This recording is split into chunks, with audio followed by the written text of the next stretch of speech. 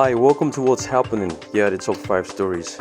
At number 1, President Bola Ahmed Tinubu has called on members of the National Assembly to promptly review and approve the 2024 budget totaling 27.5 trillion naira within 30 days. Speaking at a joint session of the National Assembly in Abuja, President Tinubu emphasized the need for expeditious passage to maintain the January-December budget calendar initiated by the previous administration. The proposed budget allocates 27.5 trillion naira for aggregate expenditure, with non-debt recurrent expenditure at 9.92 trillion naira, debt service projected at 8.25 trillion naira, and capital expenditure at 8.7 trillion naira.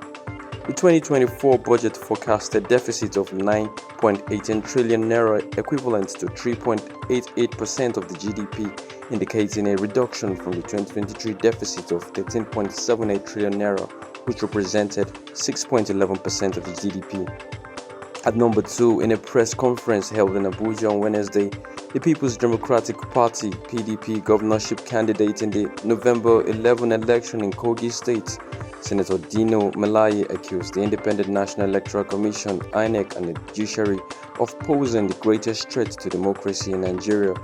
Melaye is surrounded by members of the PDP, and his campaign team expressed his discontent with the election outcome, which he claimed was marred by fraudulent practices. Despite the alleged irregularities, Melaye declared that he would not pursue legal action through the Tribunal. He emphasized his disappointment in the judiciary, emphasizing its pivotal role as the last line of defense for democracy and the rule of law. At number 3, armed robbers targeted and shot Taiwo Oyekami, Director of Finance at the Ogun State Governor's Office in Abeokuta on Wednesday. Making off with undisclosed government funds, Oyekami had withdrawn money from a bank in Abeokuta and was en route to the office when about 5 hooded gunmen intercepted his homemade bullion van on the Koto overhead bridge. The assailants, armed with a sledgehammer, broke into the bullion van, shot the accountant, and escaped with the government fund.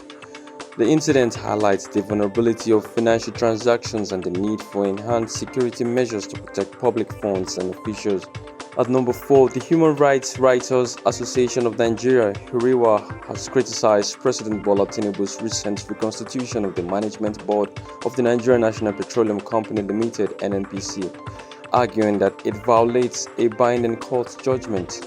National Coordinator of HURIWA, Emmanuel Biko, addressing a press conference on behalf of HURIWA and a coalition of 10 non-governmental bodies, claimed that the president's action is illegal. Biko emphasized that the president's announcement disregarded the fact that the federal government has already appealed a federal high court judgment which declared the removal of Senator Ifeanyi Ararume as chairman of NNPC Limited on inception as invalid. This development raises concerns about the adherence to legal processes in executive decisions. At number 5, 33-year-old British-Nigerian man Idris Dayo Mustafa has admitted to orchestrating a sophisticated cyber fraud scheme spanning 7 years.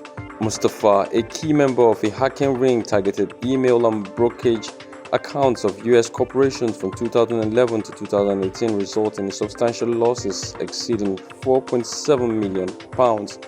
U.S. authorities had been pursuing Mustafa for several years. This crime carried a jail term of up to 20 years. Mustafa pleaded guilty plea at a court in Brooklyn, New York on Tuesday to 4 charges: computer intrusion, securities fraud, wire fraud, and access device fraud. That's all for now. See you next time on What's Happening.